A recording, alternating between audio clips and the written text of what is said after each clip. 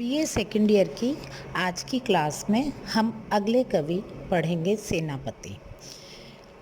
आज हम सेनापति कवि के जीवन, मृत्यु, उनकी जो है शिक्षा दीक्षा, उनकी प्रमुख रचनाओं के नाम और उनकी संकलित पदों के बारे में पढ़ेंगे। तो कवि सेनापति रीतिकाल के एक प्रमुख कवि थे, किंतु इनके जीवन के विषय में बहुत कम जानकारी प्राप्त है। इनकी कृति कवित्त रत्नाकर का रचनाकाल संवत 1706 यानी सन 1649 ईस्वी माना जाता है। यह सेनापति की एक प्रौढ़ कृति है तथा इसके छंदों से प्रतीत होता है कि इसकी रचना के समय कवि जीवन के अंतिम चरण में था। यह अनुमान किया जा सकता है कि इस कृति की समाप्ति के समय उनकी उम्र 60 या 65 वर्ष थी। तो इनकी जन्म तिथि 1584 से 88 ईस्वी के आसपास मानी जा सकती है तथा इनकी मृत्यु भी 17वीं शताब्दी के अंतिम चरण में हुई होगी, ऐसा माना जाता है। कवित्त रत्नाकर की पहली तरंग के एक छंद से पता चलता है कि इनके पितामह का नाम परशुराम दीक्षित था। इनके पिता गंगाधर ने गंगा के तट पर बसी अनूप को पाया था। गंगा तीर बसती अनूप जिम पाई है। इस पंक्ति के आधार पर ही कहा जा सकता है कि ये अनूप शहर बुलंदशहर के निवासी थे। मिश्र बंधुओं का एक अनुमान है कि सेनापति का संबंध किसी मुसलमान दरबार से था, किंतु यह भी मात्र अनुमान ही है। कवित्त रत्नाकर के मंगलाचरण संबंधी छंदों से लगता है कि सेनापति राम भक्त थे। राम का वर्णन उन्होंने कई स्थानों पर किया है। यद्यपि सेनापति ने कृष्ण और शिव के लिए भी छंद लिखे हैं। शिव सिंह सरोज के अनुसार सेनापति ने क्षेत्र संन्यास ले लिया था और उसके बाद वे वृंदावन में रहे थे। कवित्त रत्नाकर की 5वीं तरंग के छंद के आधार पर यह अनुमान किया गया है। कहते हैं कि सेनापति आत्मसम्मानी तथा आदर्श व्यक्तित्व के धनी थे।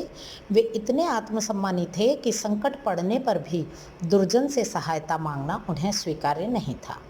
वे शांत स्वभाव तथा निर्विकार भाव वाले व्यक्ति थे। ये सब जानकारी कवित्त रत्नाकर की उनकी रचना के छंदों से ही मिलती है। सेनापति का रचनाकाल भक्तिकाल और रीतिकाल के संधि स्थल में पड़ता है। उनके काव्य में इसीलिए भक्ति और रीति दोनों की झलक मिलती है। वर्ण विषय से स्पष्ट है कि उनकी आधी रचना भक्ति तो आधी रीति की ओर उन्मुख है, पर उनकी अलंकार प्रियता सर्वत्र व्याप्त है। इस दृष्टि से वे रीतिकालीन प्रवृत्तियों के निकट अधिक जान पड़ते हैं।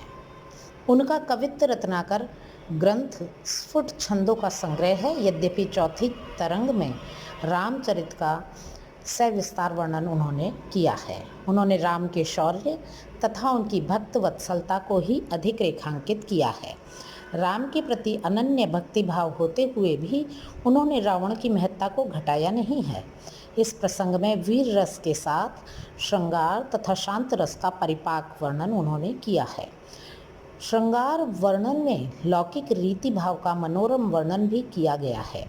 उनके संयोग और वियोग वर्णनों में सरस प्रवाह और प्रासादिकता है। श्लेष और अनुप्रास अलंकारों पर सेनापति का विशेष आग्रह है, यानी कि उनको बड़े प्रिय हैं ये दोनों अलंकार और उन्होंने अपने पदों में इनका भरपूर प्रयोग किया है। वे श्लेष के अतिशय प्रयोग के लिए भी प्रसिद्ध हैं। उनकी ऋतु वर्णन संबंधी रचनाएं उनके कवित्व के उत्कर्ष का प्रमाण देती हैं। यह वर्णन सेनापति के प्रकृति के विभिन्न व्यापारों के सूक्ष्म निरीक्षण पर आधारित है।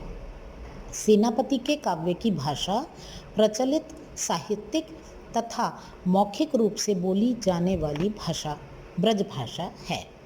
उनके छंदों के चमत्कार का श्रेय उनके भाषा ज्ञान को ही जाता है।